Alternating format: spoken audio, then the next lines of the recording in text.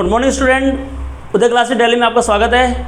और आज हम इंग्लिश ग्रामर का सबसे इंपॉर्टेंट टॉपिक करने जा रहे हैं जिसका नाम है टेंस, जो कि सबसे ज़्यादा इंपॉर्टेंट सेक्शन होता है जो मतलब इंग्लिश ग्रामर में सब बच्चों को परेशान करता रहता है।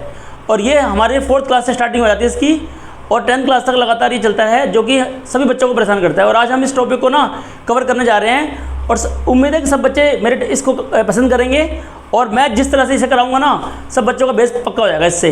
तो आज हम स्टार्ट करने जा रहे हैं इंग्लिश ग्रामर का सबसे इंपॉर्टेंट टेंस। इंग्लिश ग्रामर में टेंस का जो पहले आती है इसकी डेफिनेशन। तो इसकी डेफिनेशन क्या है बच्चों, देखो, tense is a forms of verb which shows और express the time of action और वर्क। मतलब कि टेंस एक ऐसे वर्ब की फॉर्म होती है ना जो शो करता है या एक्सप्रेस करता है टाइम को, किसी एक्शन के टाइम को शो करता है। मतलब कि कोई भी काम किस समय हुआ, कब हुआ, उसे कहते हैं हम टेंस। मतलब कि टेंस सिर्फ टाइम को नहीं शो करता, ये एक्शन को भी शो करता है।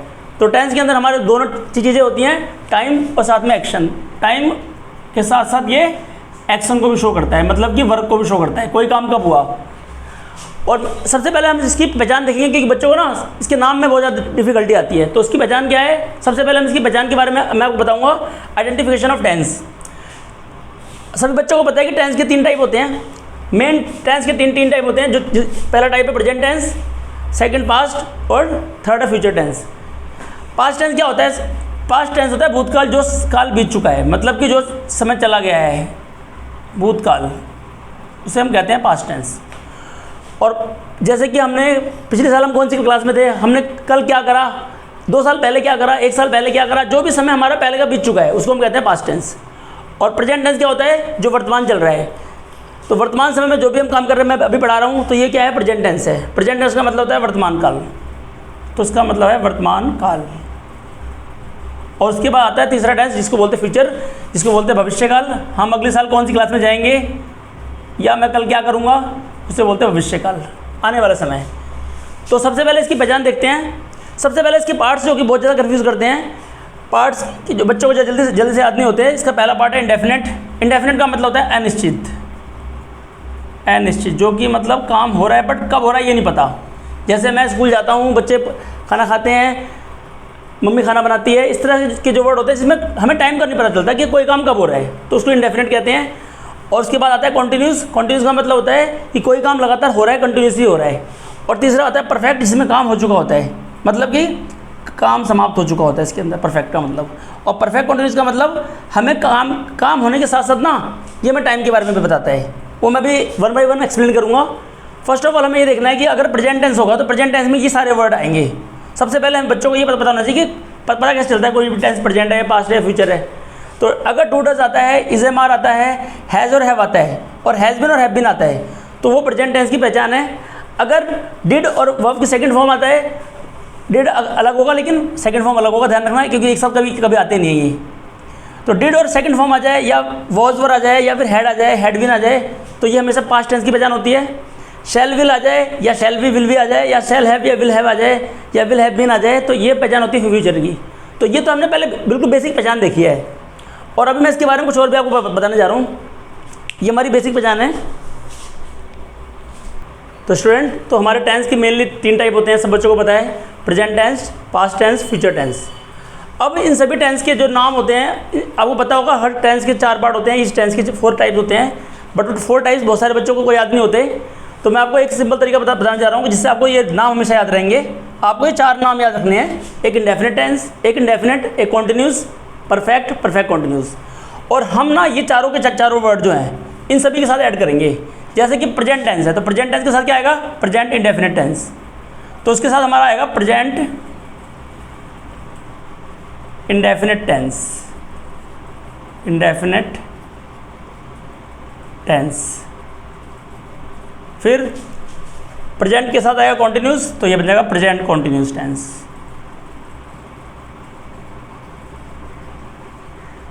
Continuous tense. फिर आएगा present perfect tense, present perfect tense. फिर आएगा present perfect continuous tense, present perfect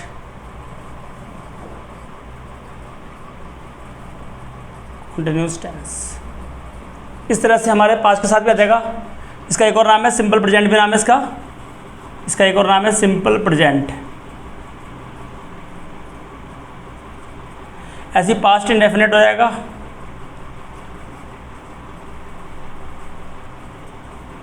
और सिंपल पास्ट भी बोलते हैं इसको। ऐसी पास्ट के साथ कॉन्टिन्यूस आ जाएगा। पास्ट के साथ परफेक्ट आ जाएगा। Past perfect continuous.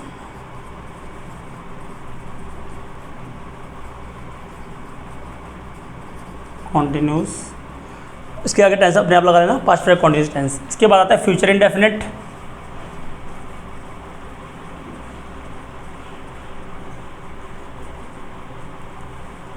टेंस और सिंपल फ्यूचर भी कहते हैं इसे। सिंपल फ्यूचर भी कहते हैं इसे। Future continuous,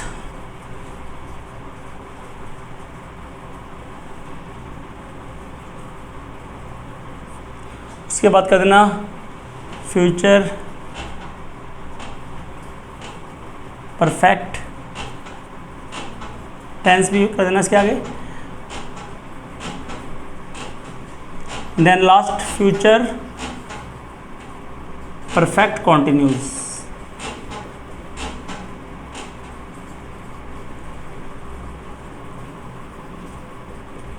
tense. तो इस तरह से हमारे 4 8 4 3 12 हमारे 4 3 12 पार्ट हुए कंप्लीट। नाम सबसे बस आपको 4 नाम याद रखने हैं और इन 4 नाम के साथ आपको प्रेजेंट लगाना है, पास्ट लगाना है, फ्यूचर लगाना है। तो ये हमारे पूरे 12 पार्ट कंप्लीट हो गए हमारे। इसके बाद हम इनको 1 बाय 1 डिस्कस करेंगे।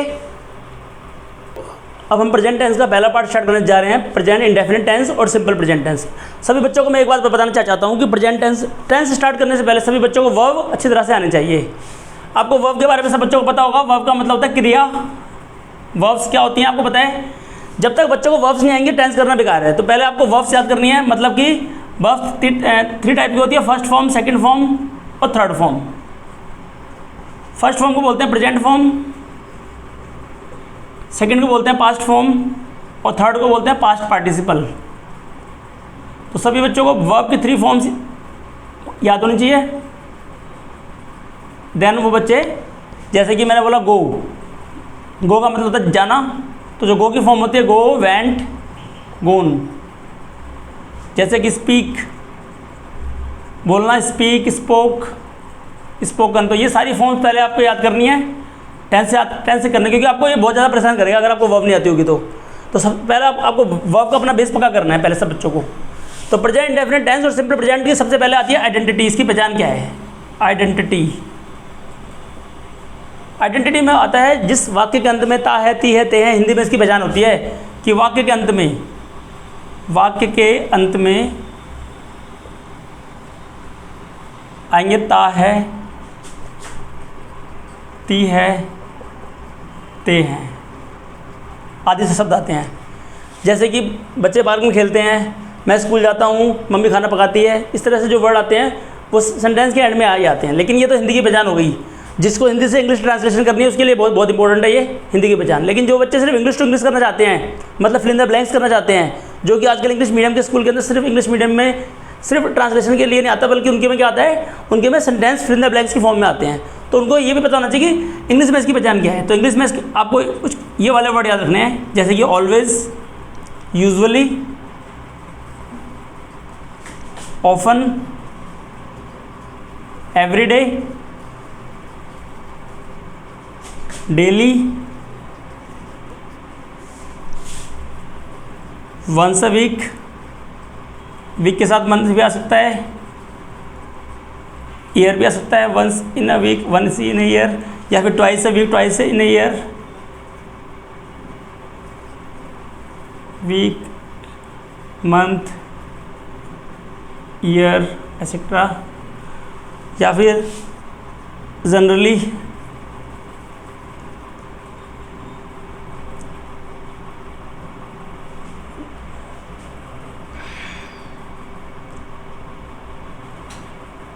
सेल्डम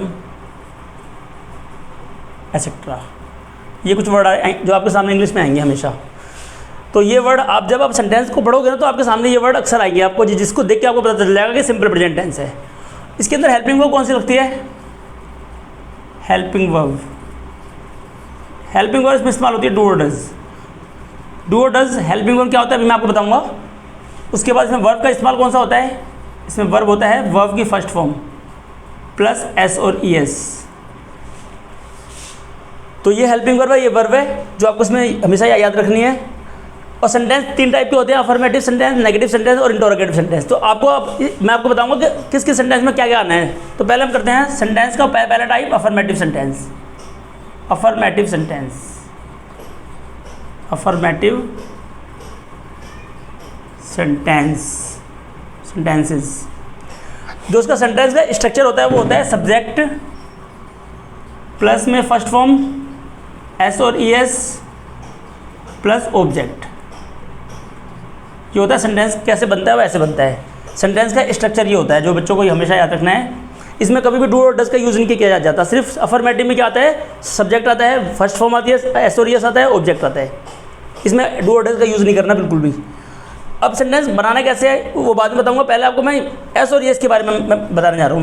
मैं इसका रूल बताने जा रहा हूँ कि एस और एस कहाँ लगाना है आपको। तो फर्स्ट ऑफ ऑल आपको ये याद रखना है third person singular noun. He, she, it, इसको बोलते हैं third person. Third person singular noun के साथ हमेशा V1 के साथ एस और एस लगाना है। मतलब कि फर्स्ट फॉर्म के साथ एस और एस लगाना है। स्पीक के साथ स्पीक्स, गो के साथ गोज, टेल के साथ टेल्स, आई, वी, यू, दे। आई और वी होता है फर्स्ट पर्सन, यू होता है सेकंड पर्सन, दे होता है थर्ड पर्सन प्लूरल नाउन। और साथ में इसके साथ आएगा प्लूरल, मतलब कि मोर देन वन नेम। अगर इसमें एक नाम आएगा, इसमें एक से अधिक नाम आएगा, मतलब प्लूरल नाउन।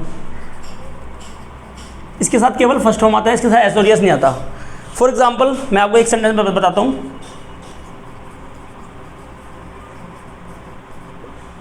मैंने बोला ही डैश, ब्रैकेट में लिख कर दिया मैंने, गो टू स्कूल डेली। तो इसमें ही कौन है? ही यहाँ पर है थर्ड पर्सन सिंगुलर नाउन।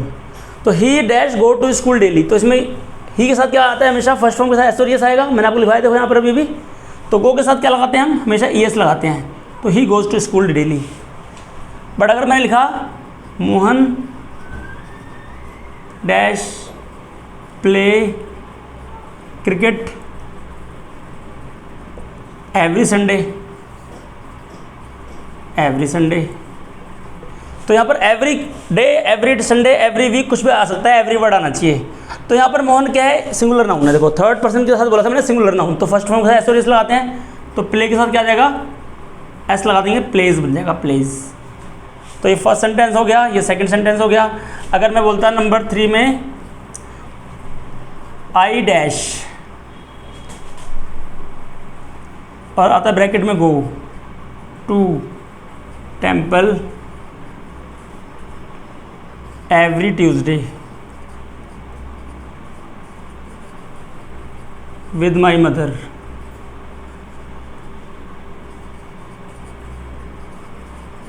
तो इसका मतलब क्या होता कि मैं हर ट्यूसडे को अपनी मदर के साथ टेम्पल जाता हूँ, मतलब मंदिर जाता हूँ।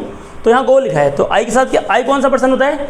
आई, वी, यू, दे। आई होता है फर्स्ट पर्सन, आई और वी फर्स्ट पर्सन होते हैं। तो इनके साथ कभी भी हम फर्स्ट फॉर्म के साथ एस और एस नहीं लगाएंगे। मतलब कि जो गो लिखा है वही गो आ जाएगा, आई गो। अगर यहाँ पर 2 नाम आते, मान लिया कि अगर मैं मान लेता मोहन एंड सोहन, तो मोहन और सोहन के साथ क्या आता है? तब भी गो आता है, क्योंकि मैंने बताया था प्लूरल नाउन। अगर प्लूरल नाउन होगा ना तो कभी भी एस और एस नहीं आएगा। मतलब कि 2 नाम, 3 नाम, मोर देन वन नेम कभी भी नहीं आएंगे। तो ये तो मैंने आपको अभी प्रेजेंट टेंस का, सिंपल प्रेजेंट टेंस का आपको मैंने अफर्मेटिव सेंटेंस बताया है। इसको मैं जरा एक दो हिंदी की ट्रांसलेशन में बताता हूँ उसके बाद।